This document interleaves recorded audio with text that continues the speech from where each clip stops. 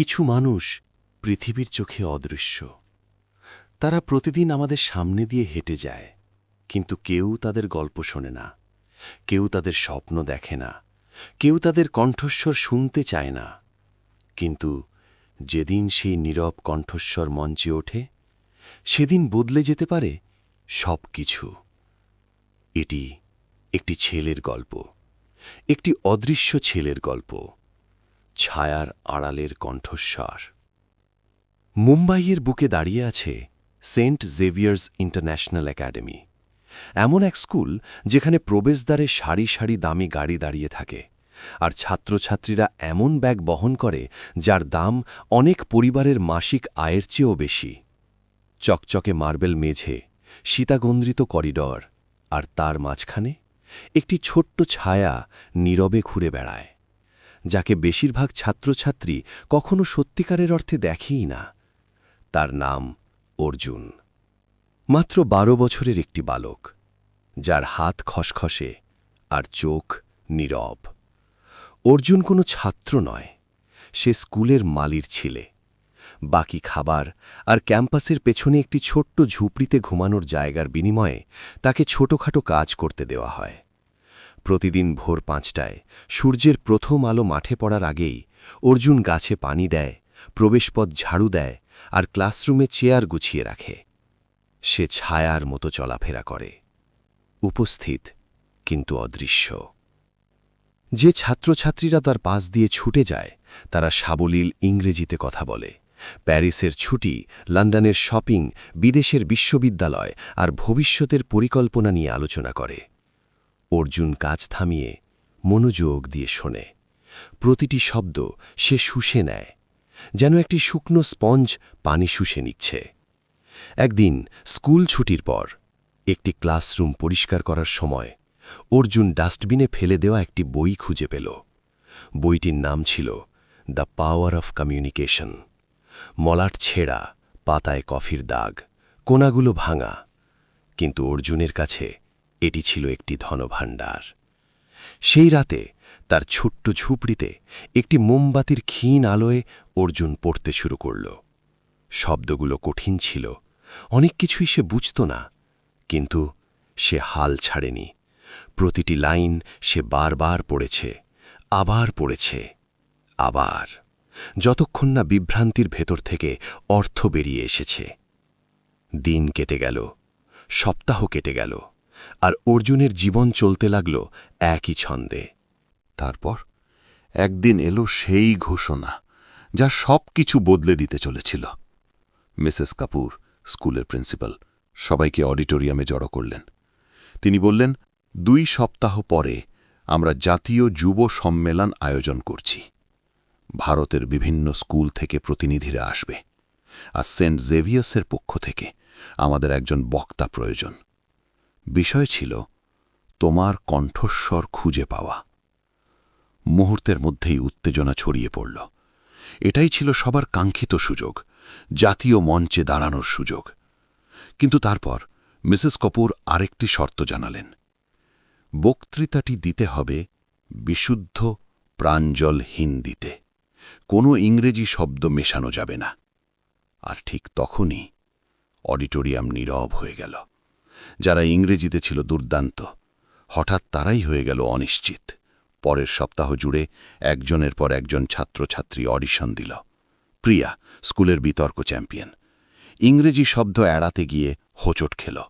রাহুল, যে প্রতিটি ইংরেজি বক্তৃতা প্রতিযোগিতা জিতেছে, সে বিশুদ্ধ হিন্দিতে 3টি বাক্য গুছিয়ে বলতে পারল না। মিসেস কাপুর ক্রমশ চিন্তিত হয়ে পড়লেন। যে স্কুল নিজেকে শ্রেষ্ঠত্বের প্রতীক বলে দাবি করে, সে কিভাবে এত মৌলিক কিছুতে ব্যর্থ হতে পারে? অর্জুন অডিটোরিয়ামের বাইরে দাঁড়িয়ে সব দেখছিল। দরজার ফাঁক দিয়ে উঁকি দিয়ে, ঝাড়ু দেওয়ার ভান করে সে প্রতিটি ব্যর্থতা দেখছিল। আর তার বুকের ভেতর কিছু একটা নড়ে উঠছিল। সে হঠাৎই মনে করল তার দাদির কথা। গ্রামের সেই ছোট্ট ঘর, রাতের সেই গল্পগুলো, শুদ্ধ, সুন্দর, প্রাণ ভরা হিন্দি ভাষা।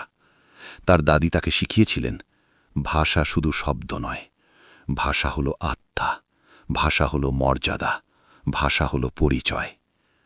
সেই সন্ধ্যায় যখন অর্জিন মিসেস কাপুরের অফিস পরিষ্কার করছিল তখন সে শুনে ফেলল একটি কথোপকথন।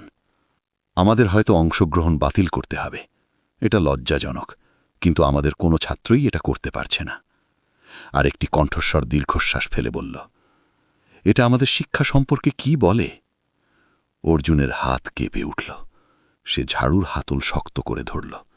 আগে সে কখনো কথা বলেনি, সে কখনো ভাবেনি এই জগতে তারও কিছু বলার অধিকার আছে। কিন্তু সেই মুহূর্তে তার ভেতরে ভয়ের চেয়েও শক্তিশালী কিছু জন্ম নিল। সে ধীরে ধীরে খোলা দরজার সামনে এসে দাঁড়াল। তারপর খুব আস্তে টোকা দিল, মাফ করবেন ম্যাডাম। দুজনেই ঘুরে তাকালেন, তাদের চোখে বিস্ময়। অর্জুন কাঁপা গলায় বলল,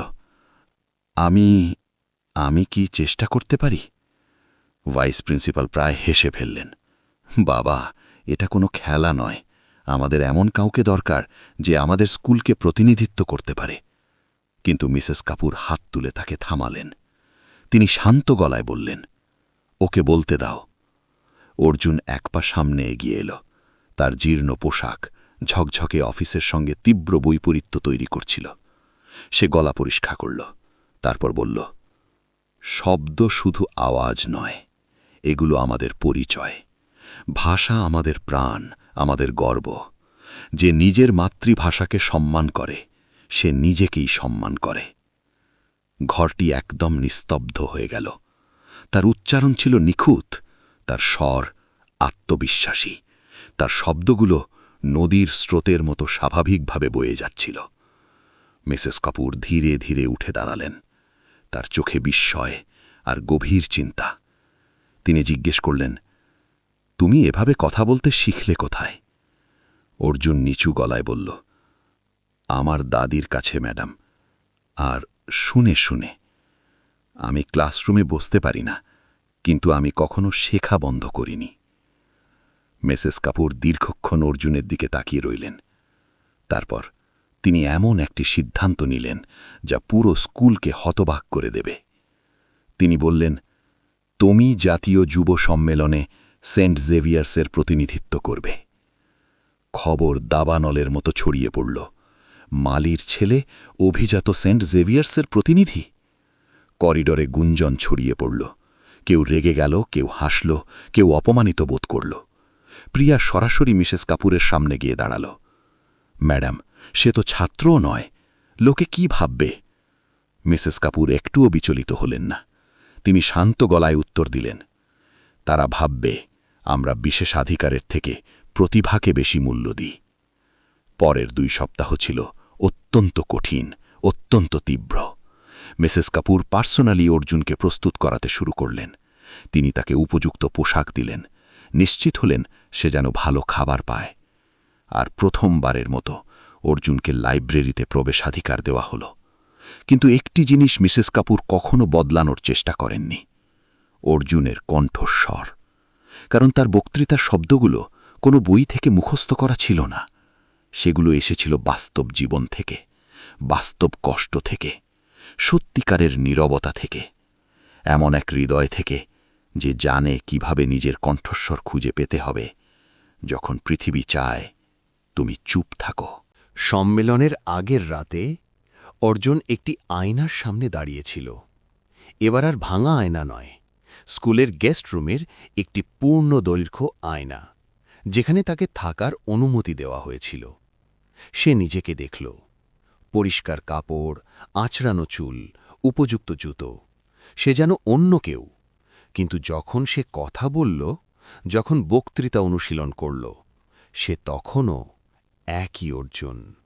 সেই ছেলে যে ছায়ার মধ্যে শক্তি খুঁজে পেয়েছিল, যে ফেলে দেওয়া বই থেকে স্বপ্ন তৈরি করেছিল। অবশেষে সেই দিনটি এসে গেল। জাতীয় যুব সম্মেলনের বিশাল অডিটোরিয়াম। দিল্লি, ব্যাঙ্গালোর, কলকাতা, দেশের নানা প্রান্ত থেকে এসেছে সেরা সেরা স্কুল। দর্শকদের মধ্যে ছিলেন শিক্ষামন্ত্রী, বিশিষ্ট যোগাযোগ মাধ্যম আর শত শত ছাত্রছাত্রী। যখন সেন্ট জেভিয়ার্সের পালা এলো, ফিসফাস শুরু হয়ে গেল। এই ছেলেকে, ওই বিখ্যাত স্কুলের সাধারণ তারকা ছাত্র কোথায়? এ কেমন প্রতিনিধি? অর্জুন ধীরে ধীরে মঞ্চের দিকে হাঁটল। তার পা কাঁপছিল, তার হাত ঠান্ডা হয়ে গিয়েছিল। স্পটলাইট তার চোখে পড়ছিল, যেন অন্ধকারের মাঝখানে একটি বিচার মঞ্চ। তার বুকের ভেতর হৃৎস্পন্দন যেন ধাক্কা দিচ্ছিল। তারপর সে প্রথম সারিতে মিসেস কাপুরকে দেখল। তিনি চুপচাপ উৎসাহ দিয়ে মাথা নাড়লেন। অর্জুন চোখ বন্ধ করল এক মুহূর্তের জন্য।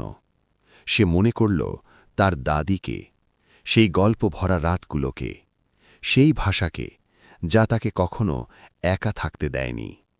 তারপর সে ভাবল সব অদৃশ্য মানুষদের কথা, পরিচ্ছন্নতা কর্মী, মালি, সহায়ক, রাঁধুনি, দোরোয়ান, যাদের প্রতিদিন কাজ আছে কিন্তু মঞ্চ নেই, গল্প আছে কিন্তু শ্রোতা নেই, স্বপ্ন আছে কিন্তু সুযোগ নেই। আর তারপর অর্জুন কথা বলতে শুরু করল।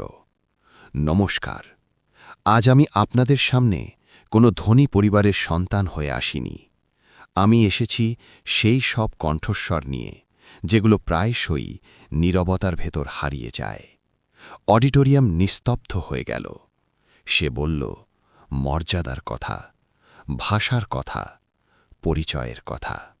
সে বলল সত্যিকারের শিক্ষা শুধু বই পড়া নয়। সত্যিকারের শিক্ষা হল সবার মধ্যে সম্ভাবনা দেখতে শেখা। শুধু তাদের নয় যারা দামি স্কুলে পড়ে, বরং তাদেরও যাদের প্রতিভা পরিস্থিতির নিচে চাপা পড়ে আছে। সে বলল নিজের কণ্ঠস্বর খুঁজে পাওয়া মানে অন্যরা তোমার কাছে যে কণ্ঠস্বর আশা করে তা হওয়া নয়, বরং তোমার ভেতরের সত্যিকারের মানুষটিকে ভয় না পেয়ে পৃথিবীর সামনে তুলে ধরা। তার প্রতিটি শব্দ হৃদয়ে গিয়ে লাগছিল। তার প্রতিটি বাক্য অডিটোরিয়ামের দেওয়ালে নয়, মানুষের আত্মায় প্রতিধ্বনিত হচ্ছিল। কেউ নড়ছিল না, কেউ কথা বলছিল না। কিছু মানুষের চোখে জল এসে গিয়েছিল। আর যখন অর্জুন তার বক্তৃতা শেষ করল, সেকেন্ড খানেকের জন্য সব কিছু থেমে গেল। তারপর হঠাৎ করেই পুরো অডিটোরিয়াম করতালিতে ফেটে পড়ল। একটি নয়, দুটি নয়, মিনিটের পর মিনিট বধির করে দেওয়া করতালি। শিক্ষামন্ত্রী নিজেই দাঁড়িয়ে পড়লেন। তারপর আরও অনেকে, আরও, আরও। কয়েক সেকেন্ডের মধ্যেই পুরো হল দাঁড়িয়ে গেল, একটি পূর্ণ স্ট্যান্ডিং ওভেশন।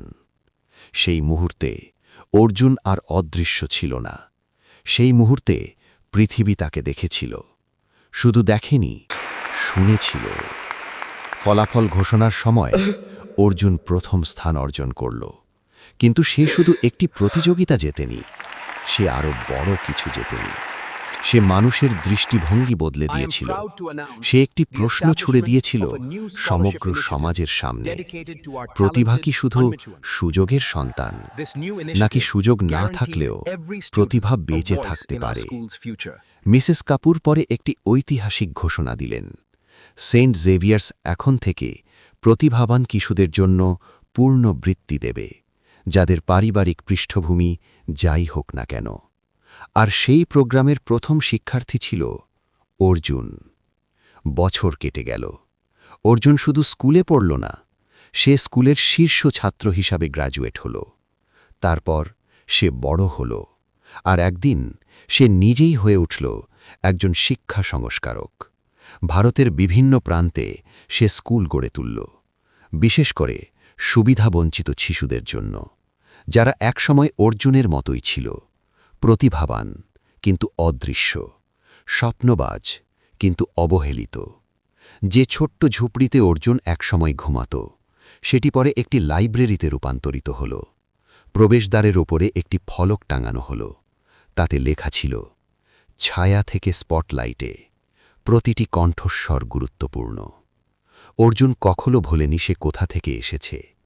তার অফিসে সে সবসময় একটি সাধারণ ঝাড়ু রাখত। কেউ বুঝত না কেন, কিন্তু অর্জুন জানত ওটা ছিল তার যাত্রার প্রতীক, একটি অনুস্মারক যে মর্যাদা নির্ধারিত হয় না তুমি কি কাজ করো তা দিয়ে, বরং নির্ধারিত হয় তুমি কতটা সততা, কতটা সম্মান আর কতটা আত্মা দিয়ে সেই কাজ করো তা দিয়ে।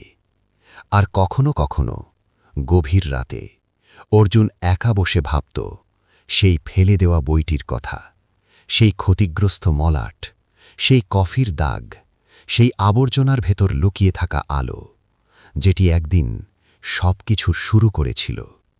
আর তখন সে নীরবে হাসত, কারণ সে জেনে গিয়েছিল কণ্ঠস্বরে শোনার জন্য অনুমতির প্রয়োজন হয় না, প্রয়োজন হয় শুধু কথা বলার সাহস, আর হয়তো একবার, শুধু একবার নিজেকে বিশ্বাস করার শক্তি। কারণ পৃথিবী যতবারই তোমাকে অদৃশ্য বানাতে চাক, তোমার ভেতরের আলো যদি বেঁচে থাকে, তাহলে একদিন ছায়ার আড়াল ভেঙে তোমার কণ্ঠস্বরও পৌঁছে যাবে পুরো পৃথিবীর কাছে।